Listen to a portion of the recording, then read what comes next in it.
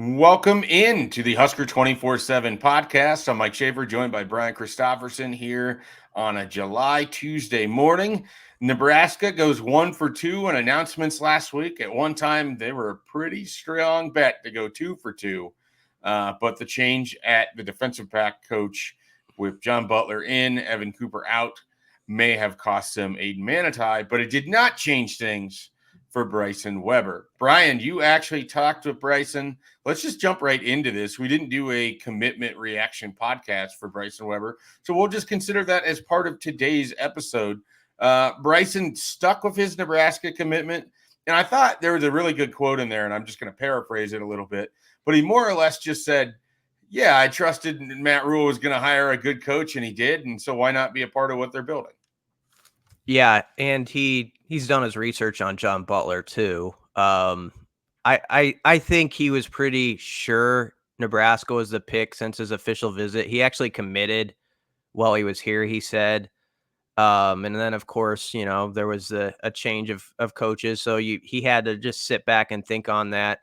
But with him, he had always said, as much as Evan Cooper's belief in him was important, he was very much into the whole Nebraska experience, believing in what Matt Rhule's building. He likes the recruits that he's stacking up in all the classes around him.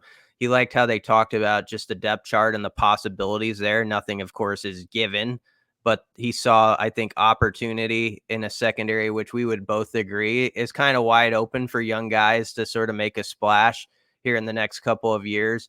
And some of his other finalists, I think, as he looked through at like Utah and TCU, and sort of what some of those coaches were saying, like, okay, this could be open in a year or so. He sort of looked through the roster and it didn't compute to him exactly as the coaches maybe were saying. He thought Nebraska was more transparent about what their situation is, I think, in the room.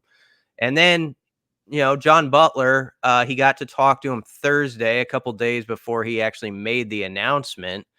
And he knows that John Butler had a lot of success with Houston and with Buffalo, coaching guys up and doing well in the league. And that's going to be a part that's appealing to guys. Schaefer is that they're going to look at this coach and say, okay, he just spent the last 8 to 10 years coaching where I want to get. And he, not only that, I think the fact that Butler was with the Bills, who have sort of been like a high radar team, in They're the a team that NFL. people know, yeah. Yeah, I mean, they're one of those teams everybody's kind of watching every week, and they've had a lot of success. I think that matters too. It's just like, okay, this guy not only was in the NFL, he was in a place that was winning in the NFL, and I know some of his players, and so, yeah, I could be that guy next. So I don't think he got that close to backing off his Nebraska commit after talking to him. It was one of those deals where the graphic was delayed maybe as much as anything.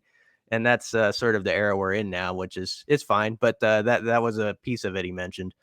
Yeah, so I am curious how you feel about this. I just think reading between the leaves and just hearing some things. This is a guy Nebraska really wanted. Like I don't think this was just okay. We have an opportunity to add a defensive back from Texas. Cool, let's get him in the class. I felt like when I returned from parental leave and was kind of getting caught up on some of these recruits, it felt like Bryson Weber was like a guy they really liked. And someone that they had put effort into. And this wasn't just, well, we have an opportunity here is no, we want to go out and we want to get this guy. We like his size. We like his measurables. We like his personality. Is that sort of how it's come across to you when you have gone through the recruitment a little bit with Bryson Weber? Yeah, and then he's got, great speed. Ran a 10.5 in the 100. He said he had a 10.42 at one point. So all the measurables are there. He was only in his first year as a cornerback. So he did pretty well considering that when you look at his tape. And now it's a thought like, oh, he's only going to grow from that. He's anxious to get in here as an early enrollee, which is attractive. I think he's very candid about the fact, like, I know that I'm a raw corner or like viewed as like just getting going at this position. I got to get in there early and prove myself. And so that was one of the things he said. So he's sharp. He's really sharp. Like, I've said this a couple times, but it's notable to me in the guys that I've interviewed in this particular class. and that includes Will Hawthorne, who Nebraska's a finalist for with Iowa State. They're just really impressive dudes. Like, I think of myself, like, yeah, sometimes I can barely spit the words out now in my middle age. Like, at age 16 or 17, if I'm asked questions on the fly, I would not be very good at it. And these guys are all really, sharp about like what they want, what their mission is as a player and as a person. And I think that kind of spreads across when you talk to guys in this class. And I'm not saying other classes haven't had that in the past, but it just really sticks out to me with this particular cycle. I don't know why. Do you think it's possible there's just maybe a little bit of a personality type that Matt Rule wants to surround the Could be. program with? It could be. I mean, I think that really matters because I'll use a guy who's on the team as an example. Last spring, Deshaun Singleton came up and did interviews, and for like 10 minutes, I'm sitting there and I'm like, man, this guy is, you don't want to base it off an interview, but just the way he talked through the game and all the aspects of things, you're like, this is somebody who would pick up on stuff so fast and is just ahead of your average bear out there. Like he's going to do well with like taking information and processing it fast. And then a couple months after that interview, it was funny, Rule was on the radio and he was talking about Singleton and how he had like a 5-minute meeting in his office with them the first time. And he walked over to then, Evan Cooper was around at that point and said, this dude might be my new favorite player. I don't know. Like this guy, just the way, like, he communicates and all that stuff. I use him as an example of a profile. Like, yeah, I do think that really matters that you have that sort of ability, not only to communicate what you're thinking or get it across to other people, like your peers as you're on the field, but also to just take that info and always be able to march on pretty quickly with it. I also think, if I remember right, Bryson Weber was also the guy who was like, maybe it was Jeremiah Jones. But either way, both guys are impressive in this class. But one of them was like taking notes on his official visit. I think it was Jones.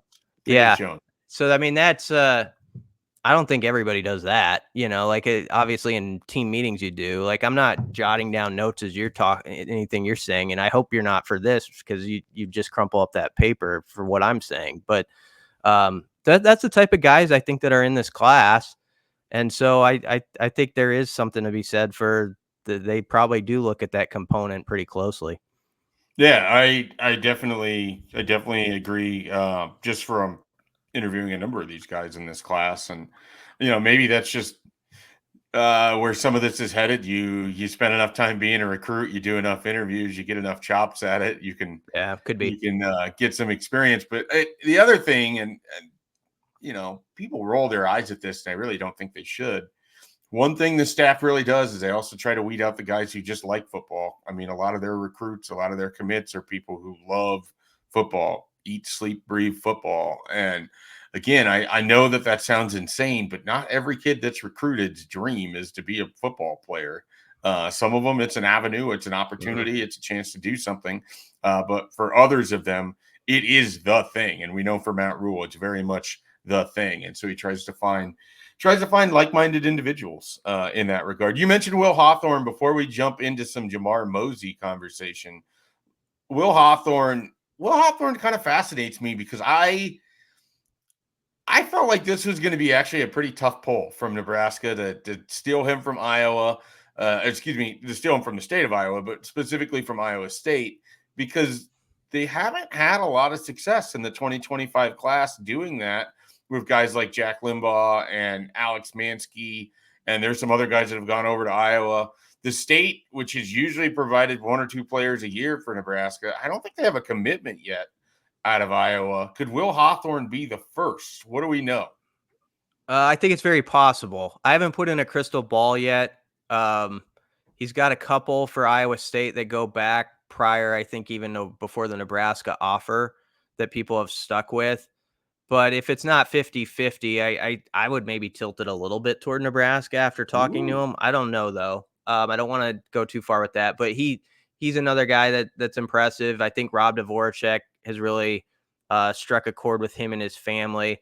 It's not a minor thing, probably, that on Saturday, he and his family drove to Lincoln just to, like, go around the campus again. They couldn't talk to coaches or anything, but it was just Self-guided visit? Are we back to doing those? Yeah. Those are always kind of fun to report on when someone just pops into town and checks it out.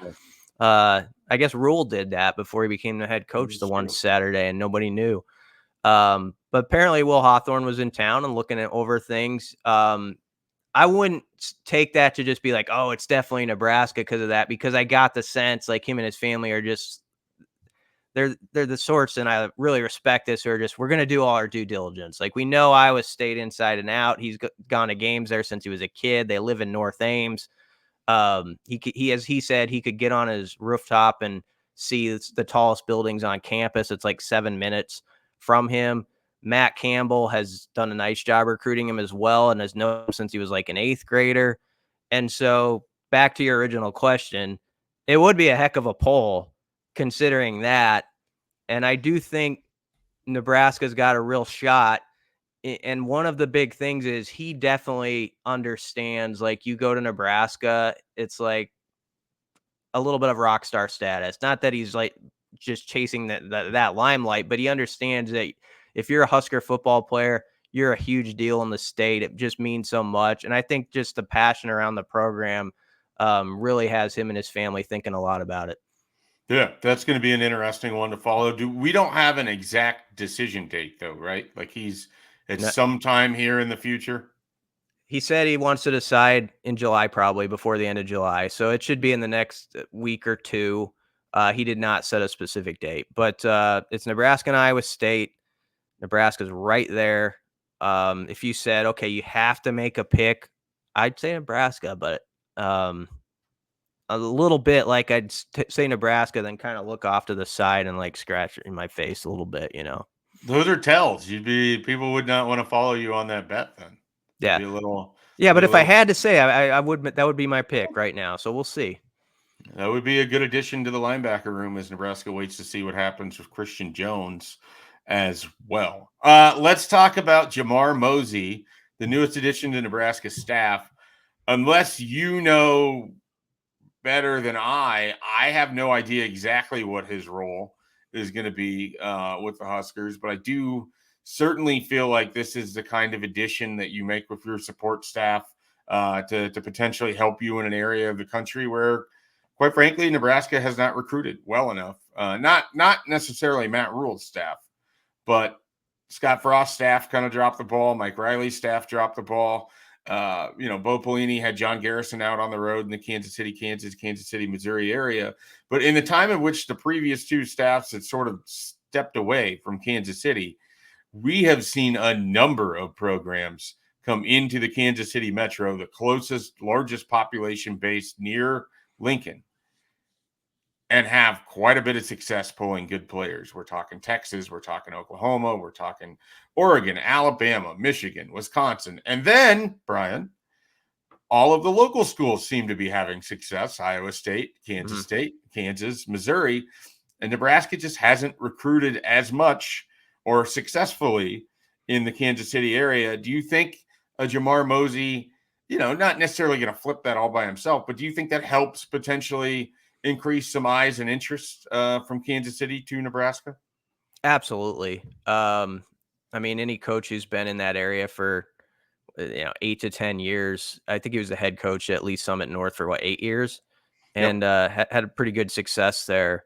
I think that always matters to have that familiarity with a lot of people. Hopefully a lot of people in your Rolodex. Nobody has a Rolodex anymore, I don't think, but you have a contacts list. Yeah, that's probably not a Rolodex.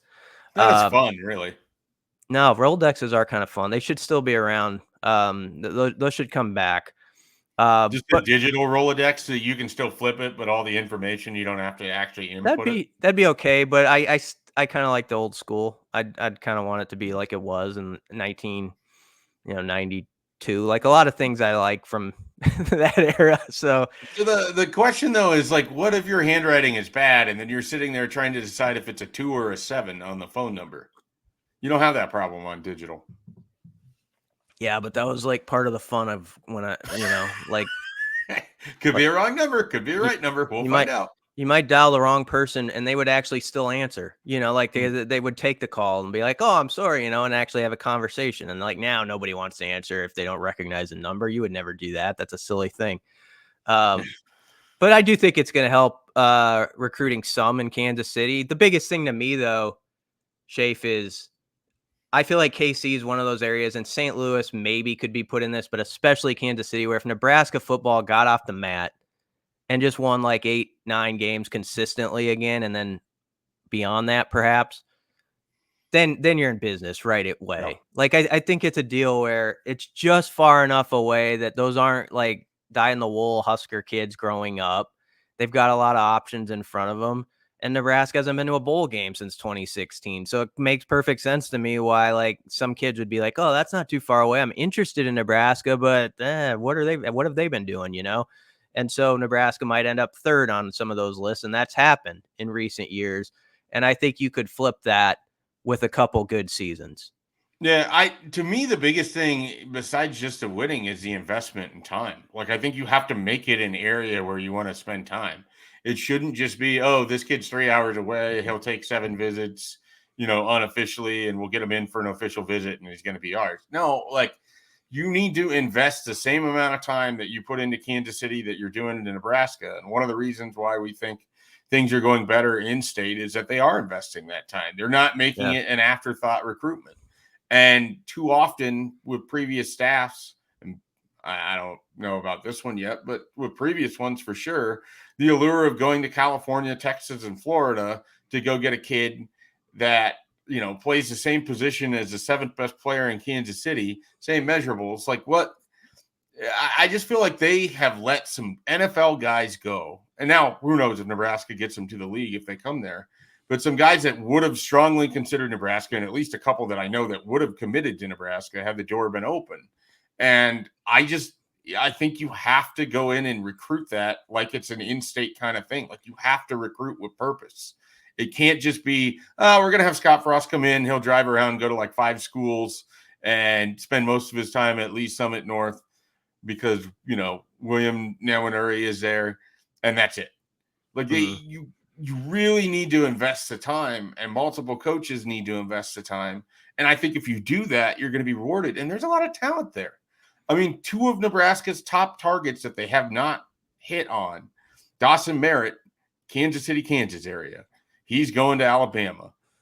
Isaiah Mozee, same last name as Jamar Mozee, lives in the same household. He's currently committed to Oregon. Like these are big time schools.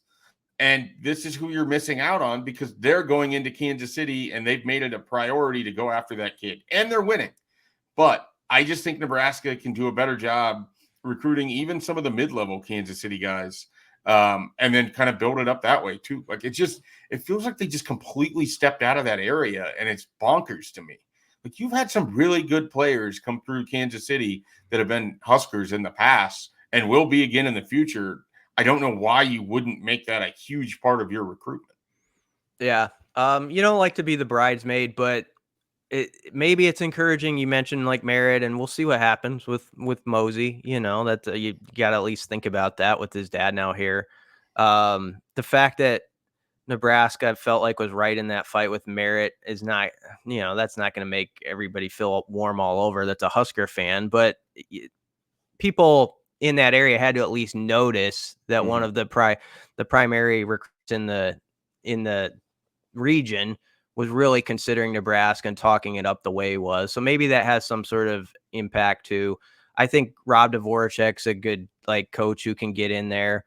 I think Keith Williams, just like he did a interview session, one of the recruiting guys with us like a month or 2 ago. And you can tell he's just a workhorse where it matters to him to try to get Nebraska back in the areas like St. Louis and Kansas City.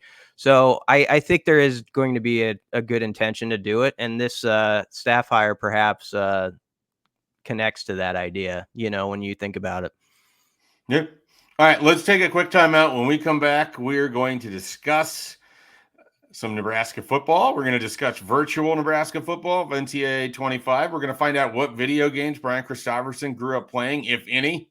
We're going to find out if he's ever played an NCAA football video game. I don't I don't know. Mhm. I don't know if you've ever had a console past a PlayStation. So we're going to learn all of that and more when we return here on the Husker247 podcast. All right, I promised some video game talk. We won't go overboard with it because it's sort of falls in Brunt's favorite categories of bad beats and poker and almost hole in ones and everyone's fantasy football team. But Brian, I do want to talk a little about NCAA 25. But before we get there, have you ever played a NCAA college football video game? And when was the last time that you did this? Yeah, I'm not 87. Yeah, but you don't strike anyone as a video game type. Yeah, I play we have some sort of Xbox. Is it a 360? My brother gave it to me. When's that from? That's probably from it's probably lines up with the PS2, maybe. Yeah. No, Xbox would line up with the PS2. Maybe that lines up the PS3. Yeah, it was like maybe the 10 years ago, that sort of box. Yeah, So we like have 2007-ish. We have that one sitting right over there, and I'm looking at it in a Nintendo. We have it in the old NES. That doesn't surprise can't play me. college football on the Nintendo. Yeah, I just found that out this morning. It was kind of tough news, but that's the games I grew up with. The best game ever was Mike Tyson's Punch Out. Not Punch Out, but Mike Tyson's Punch Out before he's taken off the game. And I was not great at it. My friend was, and I'll give you something about me. I used to like to announce, like pretend announce, like things, like That's in the not yard. Hard to believe. Not hard to believe at all. Like I do the crowd noise, and all that stuff. And my friend was just great at NES. Like he had this won't make any sense to you probably, but he had the Power Glove. The Power Glove came out for Nintendo. And how young do you think I am? I don't know. I don't know if you knew about the Power Glove and like. I know about the Power Glove. I know about the original NES. That was my first system as well. So like my friend Ryan gets the Power Glove, and it's like, man, that caused a stir because I was like telling my parents, like, he got the Power Glove. Maybe you should think about giving that to me. But I never got that, and it was kind of a joke anyway after you saw it in action. But he used to be really good at Punch Out. And I would announce it. And somewhere he told me like a few months ago, and I hope it never comes public, that he found an old tape that we recorded of me like announcing him playing Mike Tyson's Punch Out. So that was like my favorite game growing up. The worst thing you could have done is put that on this podcast, because now there's at least a chance that somebody will figure out who your friend is and then try to find that tape and then get that tape in mine or Brunt's hands. And that's going to make an appearance if we get it. Yeah. It could. It's dangerous. I don't think you can track him down. I think I can hide this evidence. But I did have a PS2. I really loved FIFA. FIFA was like my other favorite game. Was pretty good at it. Like we're talking FIFA like 2000 version when I was in the dorms at Schramm. And young Wayne Rooney.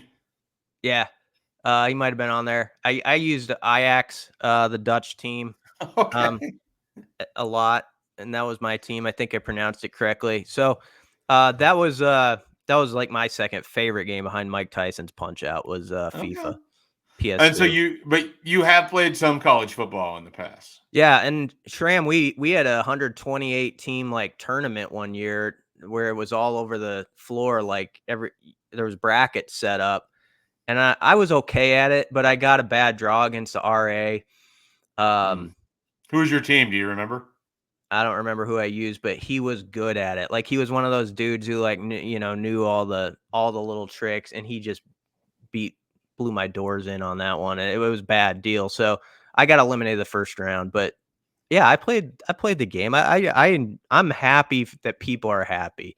Like I like when there's things that still pop up in America where like everybody kind of at the same time is having this shared moment. That doesn't happen as much anymore. And I think it sucks. Like it used to be like everybody watched the last episode of Seinfeld, at the same time, and you talked about it the next day. And now it's like, oh, I saw this season the other day. And this person's like, oh, I haven't seen it yet. And so you can't ever have these conversations. And so I always think it's beautiful when there's something where it's actually like in the moment, like everybody's reacting at the same time to it. And it just doesn't happen quite as much, but this is good. Even if I'm not playing, I enjoy that people are, and it's been good fodder for the summer as we work into the college football season too. Yeah. So Brian Christopherson really wants more collective shared Yeah, experiences I across do. society. Besides just sports, which remains sort of the last vestige of that Kind thing. of it Like is. you kind of have that where it happens, where everybody's watching at the same time because they sort of have to, or you just completely miss it. So yeah, you're right. It has been fun to watch people get misty eyed while recalling their heyday of playing the Dynasty modes and what they had done in their previous online Dynasty. I know for me, when I picked the game up yesterday and played it for the first time on Monday after it had been released, I had this weird nervousness. Like, I haven't played a football video game in probably 7 years. I think one of the old Maddens, somewhere in there, I played for a little bit and quickly did not like it and just stopped. Uh, you think that it's just going to like come back to you and you're going to be able to press all of the same buttons. And then suddenly I'm over here pressing, like I'm trying to pinch my defensive line down, pinch them in, try to prevent on a 3rd and short. And instead it results in the broadcast angle changing and I have no idea what's going on. And suddenly Illinois is ripping off like a 14-yard run. I've got a lot to learn, or I might just be bad at this game, which is a real possibility. But it also kind of changes things because you would get, for a while when you would play the computer, you would just sort of know how to win. Like you could always know which plays would work. There would be enough glitches in the previous games that you could, the safety's going to come up at this exact moment. I can press that button. It'll be a touchdown no matter what. I'm not going to have that now. And so I feel like it's going to be a bigger challenge for me as I play this going forward. It was also weirdly very fun to play with the players that you covered their recruitments and you've talked to these guys and what the reaction around here would be like if Tommy Hill went for an interception and completely missed it and allowed for a 75-yard go-ahead touchdown. I know what my reaction was yesterday. So it was very entertaining. It's almost like you had a friend who went to teach English in an overseas country that you haven't seen for like 12 years. And then he came back home and you just hung out at the bar that you used to spend all your time with. That's what yesterday felt like when I played that game. That's really nice. This should be like a fun mix of generations. As you're talking through that, I'm thinking about like dads who have like kids now that are like 12 to 16 and they're really good on the sticks. I think they still say the sticks, right? And some people still say the sticks. I don't know if everybody does. But I don't know if that's a shared collective experience. Yeah, probably not. But those kids are pretty good. And now you've got like the 40-year-old dad who's like, all right, I'm going to see if I still have it. And I bet there's going to be some tough lessons that they're going to realize like something passed me by in the last 10 years as far as my video game, like understanding of reacting to certain things and all that.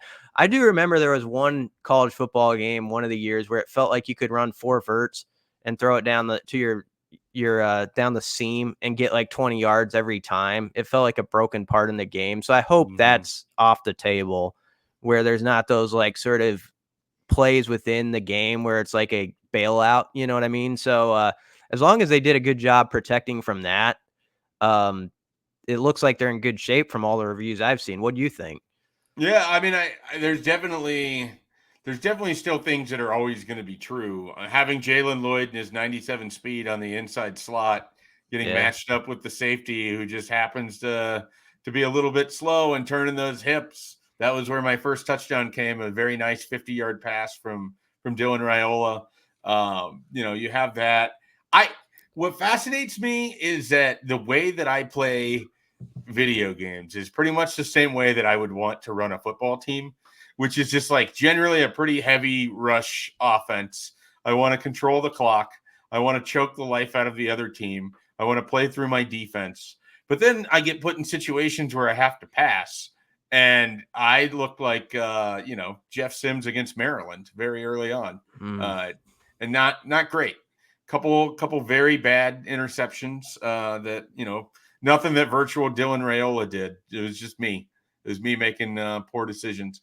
Also, if you see a guy that is open, you can't just go back there a second later. The computer is better at jumping those now. So, I think the gameplay is going to be good. It also, I haven't done a Dynasty yet, but it sounds like one of the cool things with the Dynasty is that there's real wear and tear on the players throughout the course of a season. So you can't just have the same 11 guys in for 85 plays because they'll eventually wear out. And especially if you try to do a ground and pound offense, you got to be able to cycle your running backs or they're not going to be able to make it, or their chance of injury goes up or whatever it is. So the realism aspect of it is pretty cool. One of our coworkers, Bud Elliott, is actually in the game. His blue chip ratio makes an appearance as one of the things that coaches are to aspire for, while they're coaching. So I know this from talking with Max Olson. The creators of this game gathered some of the members of college football media to learn about recruiting and what it is it needs, because it had been such a long gap from when they had done this. And they really wanted this to be an experience that would, not entirely replicate college football, because that's impossible, but to at least, for the hardcore people, make it feel like you're in charge of a program. You have to make these decisions. You have these things going on. And so I think there's a level of realism that's pretty cool. And they invested 3 years worth of time to get to this point. So I'm very excited to continue playing the game. I haven't decided yet which small group of 5 team I'm going to be, but I'm leaning towards Georgia State as my first job. What if you were to just decide randomly that you were going to buy a PS5 and start playing this game? Do you have a program? Obviously Nebraska, I'm sure at some point, but is there a program where you would like to be in charge of things? Actually, Nebraska's opening opponent, it's not just because they come to mind. It actually, UTEP would actually be like one of those programs that you'd love to take like the minors to the top, and we'll see if Scotty Walden can do it in real life. He's the first-year head coach. But UTEP is kind of sticks out to me. Georgia State's a good one, though. Coastal Carolina obviously has done pretty well, but they would be fun if their offense is well represented within the game. I think watching some of the things I've seen, the way that they've built up the option now, where it feels like the gameplay, it's like more like there's something to it where you got to know what you're doing to really run it well. You almost wish you could go back in time with like Nebraska's like a great Nebraska option team and run it off the video, like a video game that actually knows how to represent doing that. And like whether you keep the ball or pitch it and all that stuff. I think that would be a lot of fun. Yeah. You might get your wish, because I think there's some older Nebraska teams that are in the game, or at least some players like that. So maybe there's a chance that you can take virtual Tommy Frazier. Did you have a beef with any of the Husker ratings? You obviously know the team really well. What's your biggest beef? I would say Ben Scott as a 78 for a center is probably the worst rating amongst the Nebraska group. And maybe I'm just wrong on this, and this is a hill that I'm on, but I don't think so. I think a lot of people feel this way. I think he's Nebraska's most valuable offensive lineman. I mean, I think his experience and how he helped kind of stabilize things last year as a center was crucial. And then he's going to do it again this year. And I think he has NFL aspirations. And this is a guy that's going to have like 4 years of starts in his career. And EA's over here just giving him a 78. I don't know about that. And so that one to me really kind of stood out. Ty Robinson is a 78, 79, seems a little low. Nebraska's defensive line did not get a lot of respect for as good as they were last year.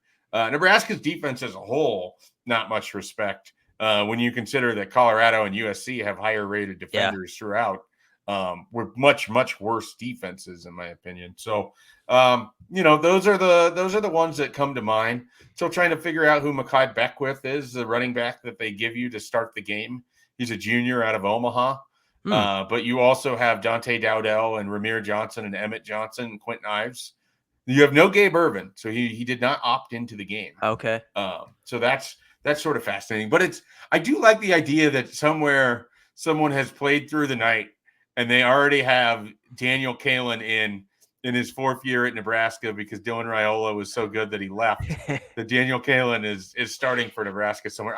I do like that. There's an element of fun to all of this that, you're going to be sitting there in September watching a random Tulane versus Tulsa game and see a running back rip off like a 55-yard run. You're going to want to go check the Tulsa roster to go see who this guy is. You might even play with them because you're watching it in real time. So I think there's going to be an element of fun here that we've never really had in the college football game series, just because you've removed the facade and you have the actual names and not necessarily the likeness, but you have the names and the general idea of who these individuals are. Real quick, because not everybody, a lot of people are like me and they're just like hear about it, but they don't get to see this stuff. So here's the top 12 player ratings. Tommy Hill is Nebraska's top rated player at 89 overall rating.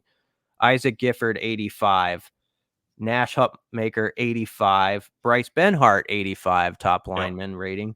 Jamal Banks, 83. Thomas Fedoni is 82. Isaiah Nayor is 82. Malcolm Hartzog, 82. Justin Evans, 81. Prohaska's an 81.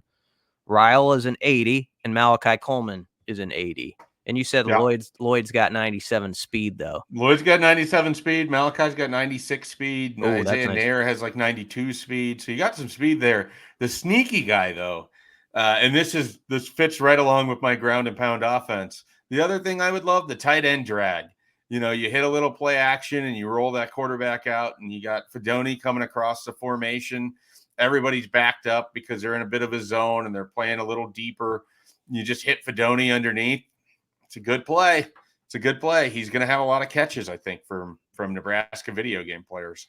Jamari Butler didn't make the top 12. No, that there's definitely some in there where if they would have come to you and I and they'd have been like, hey, you guys cover the team. What do you think about some of these ratings? Oh, people wouldn't like our ratings either. They don't like our most indispensable. Well, no, they wouldn't. They wouldn't. But I don't think that, I feel like personally, Malcolm Hartzog is an 82 and Jamari Butler is a 78. I would swap those types of things. Teddy Prohaska and Justin Evans Jenkins shouldn't be higher rated than Ben Scott and Micah Mazuka. Those are things that I would probably have pushed for in terms of changes. But for the most part, I think it reflects sort of where Nebraska is at. They have an intriguing but somewhat flawed and unproven team that will have the opportunity in 2024 to show people that they are much better than how they finished in November of 2023. I mean, I don't know that the ratings would be substantially different, but if Nebraska goes 2-2 in November of last year and comes in with a full head of steam for this 2024 season, they're probably like an 88 overall instead of being an 84. They gotta, just like in the video game world in real life, you gotta prove that you deserve to control the sticks, and you got to prove that you deserve to be talked about as much time and effort. Unless you're Colorado. You're Colorado. There are ways to artificially enhance the conversation, and Deion Sanders has figured out how to do that. His comments the other day about how he feels attacked in recruiting and everything else were I don't have the bandwidth to be able to go into how I feel about what he says and his actions and how he feels he gets treated relative to how he's treated many, many people since becoming the coach of Colorado. I can't wait for that game. I can't wait. I know. I keep telling myself it's going to have the atmosphere of that Miami 2014 game, but I think it's going to be bigger. Yep. I truly think with the night aspect of it, it's going to be an all-day, marathon of people just being jacked up. And then when that tunnel walk hits and Nebraska's coming out and the roar that's going to come out of that stadium before that game even kicks off, like you can sit in the silence right now, close your eyes, and you can hear the noise that stadium is going to make when Nebraska plays Colorado. And it's been a long time since you've heard that noise in Memorial Stadium. And you're going to enjoy the hell out of it if you're there or if you're watching it on TV. Memorial Stadium is one of the loudest, toughest places to play once in a while. Like lately it hasn't been because of the team, but the I mean 2021 Michigan game. That's probably the last time that the crowd was that jacked up and Nebraska was right there with them. It'll be if Colorado comes in and wins that game, I'll tip my hat and say they won in one of the tougher road environments anyone will face all year. I mean, that's what it's going to be. So yeah, we worked our way into that conversation, but I sometimes every day I'll think about that game. It's like, man, that's just going to be, and I'm not even saying what the score is going to be or making a prediction. I just think it's going to be just all sorts of fun, like how people are just nuts about it. So maybe a little midfield skirmish. No, we're not endorsing that, but feels like there's going to be a chip on some shoulders before that game. Shedeur Sanders just standing on the end, stomping on it. Just his arm crossed. I don't know. But we'll get there. But in the meantime, people can play through about 35 seasons probably before then.